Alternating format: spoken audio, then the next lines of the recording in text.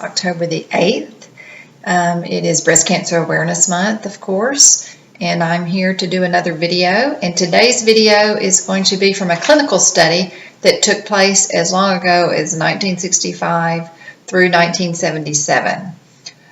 There was a lot of information in this study that gives details about the who, what, when, where, blah, blah, blah.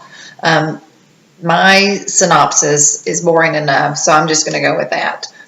I could say that this study said that there were abnormal thermogram results that required mammography screening as a follow-up. And of those abnormal thermograms that had a mammography follow-up, 298 women who had normal mammograms ended up with cancer within the next 4 years. So what I'm saying there is, if I wanted to just give you the what I wanted you to hear, I could say these women had abnormal thermograms, they had normal mammograms, but within 4 years, 298 of them ended up with cancer.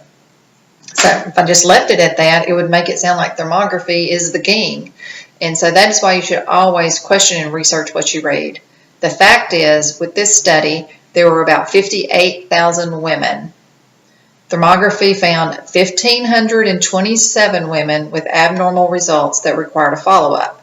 A mammogram was used and found 282 women out of the 1,527 were positive for cancer. They diagnosed them, they showed the tumor showed up on mammogram, they did a biopsy, and they were diagnosed with cancer.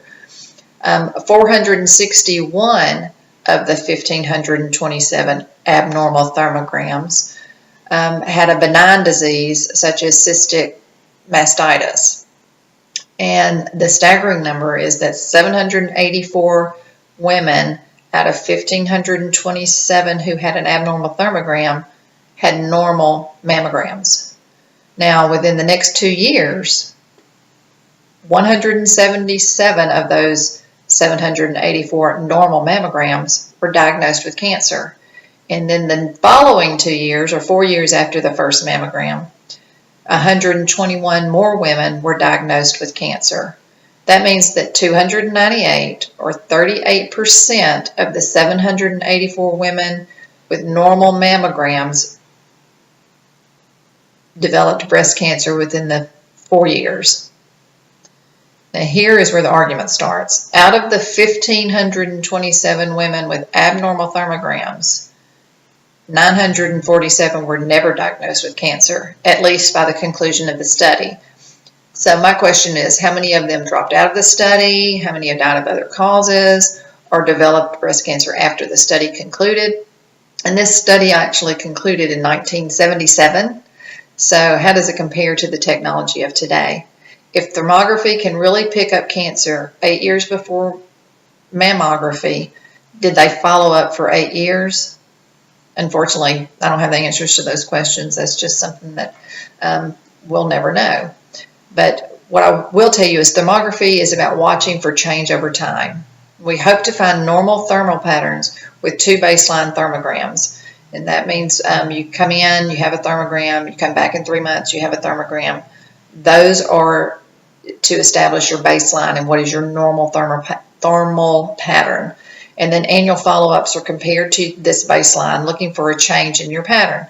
And if your initial thermogram is suspicious, then you will need to have a mammogram follow-up. And if the mammogram is normal, that's great.